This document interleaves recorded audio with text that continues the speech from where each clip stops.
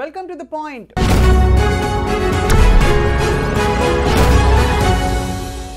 కోల్కతా హత్యాచార ఘటనలో సంజయ్ రాయ్ నిందితుడు అందరికీ తెలుసు యూటర్న్ తీసుకుని నాట్ గిల్టీ అని కోర్టు ముందు చెప్పడం కానీ సర్కమ్స్టాన్షియల్ ఎవిడెన్స్ అండ్ అలాగే ఫోరెన్సిక్ రిపోర్ట్స్ మరో విధంగా అతన్నే నిందితుడిగా దోషిగా ఎస్టాబ్లిష్ చేయడం ఇవన్నీ కూడా ఇప్పుడు కొత్త కొత్త చర్చలకి ప్రస్తుతం తెరలేపుతున్నాయి. దేశవ్యాప్తంగా కూడా తీవ్రంగా సంచలనం సృష్టించిన ఈ కేసుకి మరి న్యాయం ఏమిటి, ధర్మం ఏంటి, చట్టం ఏం చెప్తోంది? మనతో పాటు సుప్రీంకోర్టు న్యాయవాది అందరికీ సుపరిచితులు ఆజాద్ గారు ఉన్నారు. కొత్త విషయాలు కొత్త కోణాలు తెలుసుకున్నాం. ఆజాద్ గారు నమస్కారం అండి. ఆజాద్ గారు, చాలా దిగ్భ్రాంతి కలిగించే విషయం ఏంటంటే కొట్టొచ్చినట్టు అక్కడ ఎవిడెన్సెస్ కనిపించిన తర్వాత కూడా ఇవాళ మనం ఏమంటారు, ఒక నిర్దోషికి కూడా శిక్ష పడకూడదనే ఒక నెపంతో ఒక కారణంతో మనం ఇంత దీన్ని సాగదీస్తున్నాం. ఏం జరుగుతుందో చెప్పండి. ఒకటండి, ఇది ఆగస్టు 9 నాడు జరిగిన ఆ రోజు నుంచి బయటపడిన విషయాలు ఏవైతే ఉన్నాయో రోజుకు ఒక కొత్త మలుపు తిరుగుతూ ఉంది. అవును. సో ఇక్కడ సంజయ్ అనే ఆయనకి అసలు ఎలాంటి సంబంధం లేదు అని చెప్పి ఈరోజు చెప్తా ఉన్నారు. కానీ ఆ రోజు ఏంటంటే సీసీ కెమెరాల్లో ఏదైతే అతనే ఉన్నాడు ఎక్కువ. ఇంకోటి ఏంటంటే అతను పోలీస్ కాదు, ఒక సివిక్ నేచర్ ఉన్న వ్యక్తి జనరల్గా. సో అతనికి అసలు యాక్చువల్గా హాస్పిటల్కి సంబంధాలు లేవు. అతను హాస్పిటల్లో రకరకాల పరిచయాలు పెంచుకుంటాం, అలాగే హాస్పిటల్లో బెడ్స్ అలాంటివి ఏదైతే ఉన్నాయో ఎవరికాలకి ఇప్పించడం లేదా ఉద్యోగాలు ఇప్పిస్తానని చెప్పేసి ఒక రకమైన బెదిరింపు పాల్పడటం. ఇంకా ఫర్ ఎవర్ కైండ్ ఇన్ఫర్మేషన్ అంటే జనరల్గా అందరూ తెలిసిందో లేదో అతను దాదాపుగా అంతకన్నా 3 times మ్యారేజ్ అవ్వటం, ఒక ఆమె చనిపోవటం, ఇట్లా కొన్ని నేరప్రవితమైన వ్యవహారం ఉందండి అతనికి. ఓకే, అది సో అంటే అక్కడ ఒక జనరల్గా ఏంటంటే అక్కడ ఏంటంటే మామూలుగా మన ఇన్ఫార్మర్ లాగా అక్కడ కూడా సివిక్ పోలీస్ అనేది అపాయింట్ చేసుకుంటారు మామూలుగా బెంగాల్లో. అది ఒక సిస్టమ్ ఉంటుందండి. సో దాని ప్రకారం ఇతను ఆ పోలీసు పేర్లు చెప్పి అందరినీ భయభ్రాంతులకు గురి చేయటం, రకరకాలుగా వ్యవహరించడం కూడా జరుగుతూ ఉంది. సో ఇక్కడ మనం ఒకసారి అసలు కోణం ఆలోచిస్తే అంటే జరిగిన సంఘటన అనేది ఒక పక్కన పెడితే అసలు ముందు దాంట్లో ఇతనికి ఎలాంటి రైట్ లేదు. ఇది హాస్పిటల్కి వెళ్ళటం చేయటం, అక్కడ ఎంత లీనియస్ వాళ్ళు ఇచ్చారనేది మనకు అర్థమవుతుందండి. అవును, అదొకటి. ఇప్పుడు మీరు అన్నట్టుగానే అతను పోలీసు కాదు కానీ సివిలియన్కి సంబంధించిన పోలీసు వారు. అవును. ఇక్కడ కూడా ఇప్పుడు ఈ రోజు మీరు అన్నట్టుగానే నాట్ గిల్టీ అని చెప్పటం, ఇవన్నీ చూస్తే అక్కడ ఏమైనా ఇంటరాక్షన్గా జరుగుతుందా అనేది మనం ఒకసారి అంటే జస్ట్ అనుమానం మాత్రమే. అవును. సో నేనేమంటున్నానంటే దీనికి సంబంధించి సిబిఐ ఎంక్వైరీ చేయాలని చెప్పేసి సిబిఐ దీని మీద ఇన్వెస్టిగేషన్ చేయాలని జరుగుతూ ఉంది. అది కనుక సిబిఐ కనుక దీన్ని టేకప్ చేస్తే దీన్ని ముందుకు తీసుకెళ్లే అవకాశం ఉంటుందని నా అభిప్రాయం, నా ఎక్స్పీరియన్స్ నేను చెప్తా ఉన్నాను. ఇక్కడ అంటే మరొక విషయం, ఇప్పుడు సర్కమ్స్టాన్షియల్ ఎవిడెన్స్ ప్రకారం ఒకరికంటే ఎక్కువ రేపిస్టులు ఉండి ఉండవచ్చని మనకి ఇంకా కూడా తావుందా ఆ ప్రశ్నకి? ఖచ్చితంగా మేడం. ఎందుకంటే ఆ అమ్మాయి యొక్క ప్రైవేట్ పార్ట్స్ ఏవైతే ఉన్నాయో సో దాంట్లో కొన్ని ఏవైతే తీసుకుంటారు కదా సహజంగా తీసుకున్న, అలాగే ఎక్కువ సిమెన్ అనేది ఎక్కువ ఉంది దాంట్లో. అదే మెయిన్. అది రిపోర్ట్ ప్రకారం నిర్ధారణగా బయటకు వచ్చిందా లేక ఊరికే ఊహాగానాలు అని కూడా మధ్యలో అన్నారు? లేదండి, ఇక్కడ ఎలా ఉంటుందంటే కొన్ని సందర్భాల్లో సుప్రీంకోర్టు ఈరోజు కొన్ని గైడ్లైన్స్ ఇచ్చింది. ఈ కేసులో అమ్మాయి పేరు కానీ ఆ అమ్మాయికి సంబంధించిన కొన్ని వివరాలు ఏవైతే ఉన్నాయో అంటే ఇప్పుడు మనం పేరు పలకూడదు, రైట్. అలాగే ఆమె యొక్క ఫోటోని ఇప్పుడు ఆల్రెడీ తమ్మునేలు అంతా పెట్టారు, సో అవి తీసేయమని చెప్పేసి. అవును. సో ఈ కొంత గైడ్లైన్స్ ఏవైతే ఉన్నాయో దాని ఉన్నాయి. సో నేను అనుకుంటాం ఏంటంటే మొన్న వచ్చిన రిపోర్ట్స్ ఏవైతే ఉన్నాయో ఆ ఫారెన్సిక్ సంబంధించి కొన్ని రిపోర్ట్స్ బయటకు వచ్చినాయి.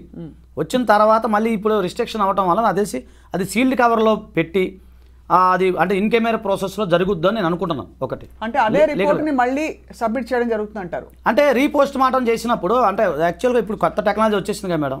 జనరల్గా ఏంటంటే ఈ పోస్ట్ మార్టం చేసే సందర్భంలో కొన్ని ఎక్కడైతే ముఖ్యమైన అవయవాలు ఆమె కన్ను బాగా దెబ్బతగిలిందని చెప్పేసి కొన్ని పార్ట్స్ ఏవైతే ఉన్నాయో అలాగే కొన్ని ప్రైవేట్ పార్ట్స్ అలాగే కొన్ని ఏవైతే ఉన్నాయో అవన్నీ కూడా బ్లీడింగ్ అయిందని, అలాగే ఎడం చేయి ఏదైతే ఉందో అది ట్విస్ట్ అయిందని చెప్పేసి ఇలా కొన్ని ఏవైతే మనం ఊహించుకున్నప్పుడు ఒక అమ్మాయి అనుకోండి, ఒక అబ్బాయితో ఆ పెనుగులాట వేరు ఉంటుంది. కామన్గా చూడంగానే సీన్ ఆఫ్ అఫెన్స్ మనకు అర్థమైపోతుంది. ఆ వీడియో ఏదైతే ఉందో అక్కడ జరిగిన సంఘటన చూస్తే ఒక్కరికంటే ఎక్కువ ఉన్నారు అనే ఉద్దేశం అనేది కనపడతా ఉంది మామూలుగా. అంటే ఆ అమ్మాయికి లేకపోతే అంత హింసాత్మకమైన ఒక పరిస్థితి తెచ్చుకునే అవకాశం లేదంటారు. కనపడుతుంది కదా మేడం, సీన్ ఆఫ్ అఫెన్స్ కనపడతా ఉంది. అది చూసాము మన బ్లడ్ టెస్ట్ స్ట్రెయిన్స్ కానీ అవన్నీ కూడా. అందులో బీయింగ్ ఏ డాక్టర్ కదా మేడం, ఆమెకు తెలుసు కదా ఇప్పుడు ఏదైనా సంఘటన జరిగినప్పుడు ఎలా రక్షించుకోవాలి ఏంటి అనేది. సో నేనేమనుకుంటున్నానంటే ఆమె ఒంటరిగా నివసిస్తున్న సమయంలో ఏదైనా కొంతమంది కావాలని ప్లాన్ చేసేసి అలాగే ఆమె పైన అట్లా చేసి ఉండొచ్చేమో అంటే ఇన్వెస్టిగేషన్ తేలుతుంది జనరల్గా. అంటే ఆ సీన్ ఆఫ్ అఫెన్స్ మనం చూసిన మీడియాలో వచ్చిన కథనాలు బట్టి ఆ యొక్క పిక్చర్స్ చూస్తే అలా అనిపిస్తుంది మనకి. ఇప్పుడు సంజయ్ రాయ్ ఒకవేళ తను దోషి కానని చెప్పినంత మాత్రాన అది అంటే ఇక్కడ సీన్ ఆఫ్ అఫెన్స్ లో ఉన్న ఎవిడెన్సెస్ తో పాటు అతనే చెప్పుకున్నది ఫస్ట్ టైం పోలీసులు తీసుకెళ్ళినప్పుడు అరెస్ట్ చేసుకోండి అని చెప్పి, అవునండి, అది అంటే ఇవన్నీ చూసి తర్వాత మరి ఇతను చెప్తున్నాడంటే ఇంకా అబద్ధాలు చెప్తున్నట్టు ఎస్టాబ్లిష్ అయిపోతుంది కోర్టు ముందు. అవునండి. సో మరి అది మరింత చేటు చేయదు అతనికి. ఎందుకు అలా చెప్పుకుంటారు మామూలుగా దోషులు? తెలియదు మేడం. ఇప్పుడు ఏమంటారంటే మామూలుగా పరిభాషలో చెప్తున్నా, మళ్ళీ కొంతమంది భయపడద్దు, బాధపడద్దు. ఎందుకంటే మామూలుగా లా పరిభాష ఏమవుద్దంటే accused is innocent until proven guilty. అది అందరికీ తెలిసిన విషయం. అంటే కామన్ మ్యాన్కి కొంచెం అదేంటి ఎలా అంటున్నాడు అనుకుంటారు, కానీ అక్యూజ్డ్ అనే వ్యక్తే అతను. సో ఇప్పుడు అంటే అక్కడ సంజయ్ రాయ్ మీద దృష్టి పెట్టడానికి ప్రధాన కారణం ఏంటంటే ఏదైతే ఇయర్ ఫోన్స్కి సంబంధించినవి కనపడింది, ఆ సీసీ కెమెరాలో అతను ముందుకు వెళ్ళాడు, తర్వాత లేదనేది మనకు తెలిసిన విషయం.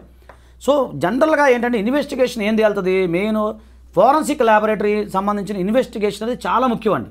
అలాగే సీసీఎంబీ వాళ్ళు ఇచ్చే ఇన్వెస్టిగేషను, ఎందుకంటే ఎవరైతే అత్యాచారం చేసిన వ్యక్తి, అతని యొక్క సంబంధించిన సీమెన్ కానీ, అతని యొక్క వెంట్రుకలు కానీ, లేదు ఈ కొన్ని సందర్భాల్లో అత్యాచారాల సంబంధించిన బాధితురాలు కొన్ని సందర్భాల్లో పెనుగులాడుతుంది కదా, గోళ్ళలో ఎవిడెన్స్ కానీ, పెనుగులాటలో కానీ, అలాగే బట్టలకు సంబంధించి ఇవన్నీ ఉంటాయి కదా మేడం.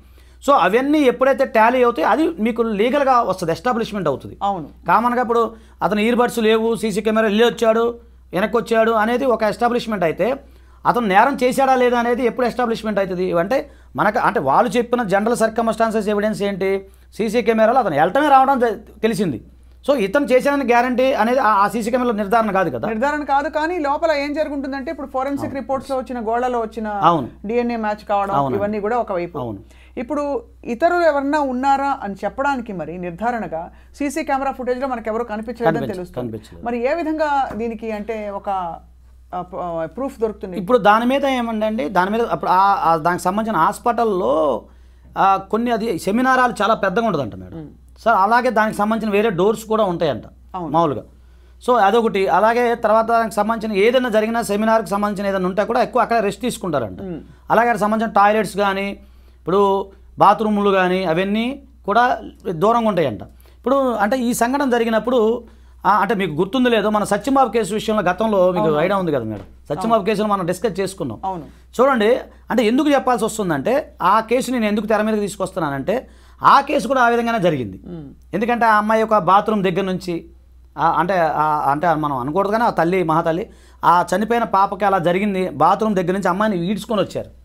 ఒక సంఘటన మనకి అది మనం చెప్పుకుంటే బాధ అనిపిస్తుంది. అది అప్పుడు మీకు మనం కూడా చేసాం. అది వచ్చినప్పుడు జరిగింది. చివరికి సత్యంబాబు అనే వ్యక్తి మీద జరిగింది. తర్వాత అది సరే, తర్వాత సాక్ష్యాధారాలు ఏ విధంగా జరిగింది అనేది పక్కన పెడతాం. అంటే అలాంటి సంఘటన కూడా సేమ్ ఇది కూడా అలాగే ఉంది. చూసిన బ్లడ్ స్ట్రెయిన్స్ కానీ ఇప్పుడు మనకు కనబడతా ఉంది. సో దీని మీద లోతుగా ఇన్వెస్టిగేషను జరగాలి అంటే సిబిఐ టేకప్ చేసినప్పుడు అన్ని రకాల ఇన్వెస్టిగేషన్ జరుగుతుంది, దానికి సంబంధించిన ఏంటనేది జరుగుతుంది. కాకపోతే ఇక్కడ నేను ఆలోచించేది ఏంటంటే అంటే నాకు తెలిసిన ఇప్పుడు మనం కూడా కాస్త కొంత జర్నలిజం ఉంది కదా మేడం, కాస్త కొంత అవగాహన ఉంది కాబట్టి అంటే నేను తెలుసుకున్న విషయము అది ఏంటంటే కామన్గా ఏంటంటే అక్కడ ఎవరైతే ఎటువంటి పర్సన్స్ అయినా సరే ఎలాంటి గుర్తింపు కార్డు లేని వాళ్ళు కూడా వచ్చిపోవచ్చు. అక్కడ లాజిక్ నేను గమనించింది. నా లాజిక్ పాయింట్ ఏంటంటే అది ఒక పబ్లిక్ లాగా ఉండిపోయింది. ఎవరన్నా లోపలికి వెళ్తే నువ్వు ఎవరు అని అడిగేవాళ్ళు లేరు. అంటే కట్టుదిట్టమైన భద్రత కానీ అక్కడ లేరు, ఆ కాలేజ్ లేదు, అది హాస్పిటల్. నేను ఆ విషయంలో అంటే నేను అనుకునేది నా యొక్క సైకలాజికల్గా నేను ఆ విధంగా ఆలోచిస్తాను. అంటే ఒక ఎనానమస్ పర్సన్ ఎవరు ముక్కు ముఖం లేని కూడా లోపలికి వచ్చిపోవచ్చు. సో మీరు అనేది ఏంటంటే అనేక ద్వారాలు ఉన్నందున ఆ సెమినార్ హాల్కి అనేక ఎంట్రన్స్ ఉండడం వల్ల ఈ ఒక్క సీసీ ఫుటేజ్లో ఉండకపోవడం అనేది బేసిస్ కాకూడదంటారు. కాకపోవచ్చు ప్లస్ అంటే ప్రూవ్ చేయడానికి ఇతరులు ఉన్నారా అని చెప్పి అంతే కదా. ప్లస్ ప్రైమా ఫేసి చూస్తే ఒక మనిషితో పెనుగులాట కాదు, ఇంకా ఒక మనిషి కంటే ఎక్కువ ఉన్నట్టుగా అనిపిస్తోంది. ఎందుకంటే కిరాతకంగా అమ్మాయిని హత్య చేసిన ఘోరంగా కనిపిస్తోంది నిజంగా ఆ విధమైన. ఇప్పుడు ఒకటే స్వప్న గారు, ఇప్పుడు ఇక్కడ ఆలోచించాల్సింది ఏంటంటే అది ఒక మీరు కట్టుదిట్టమైన భద్రత లేదు, ఒక పాయింట్. రెండోది ఇప్పుడు చెప్పిన ఎవరైతే సరే అతను నిందితుడిగానే మనం మాట్లాడుకుందాం సరే, అది కల్ప్రిట్ అదే సెకండ్ థింగ్. అంతే కదా మేడం. మనం ఒక నిందితుడు అతను నిందితుడు లేదా నేరారోపణ చేసిన వ్యక్తి అనుకుందాం. అతనికి అసలు హాస్పిటల్కి సంబంధం లేదు. ఎందుకున్నాడు అక్కడ అతను ఇదే కదా అంతకుముందు కూడా వచ్చిపోవటాలు, సంబంధించిన పేషెంట్తో మాట్లాడతాలు, ఇతను రికమెండ్ చేసి కొంతమంది జాయిన్ చేయించడాలు, ఒక తెలియకుండా ఒక ప్రైవేట్గా ఆయన ఒక నడపడం జరిగింది. అలాంటి అతను ఒక్కడే కాదుగా, అక్కడ ఎంతమంది ఉన్నారనేది ఫస్ట్ తెలియాలి. అవును. తెలియాలంటే దీని లోతుగా ఇన్వెస్టిగేషన్ చేయాలి. ఇప్పుడు ఏంటంటే ఆ సంబంధించిన ప్రిన్సిపాల్ ఎవరైతే ఉన్నారో ఆయన కూడా ఆ రోజు అంటే మనకు తెలిసిన సమాచారం మేరకు వాళ్ళ తల్లిదండ్రులకి మీ అమ్మాయి సూసైడ్ చేసుకుందని చెప్పి చెప్పడం అంటే ఎంత బాధ్యత రహితంగా ఉన్నాడనేది మనం ఆలోచించాలి. నేను అనేది ఆ కోణం నుంచి తీసుకురావాలి ఫస్ట్.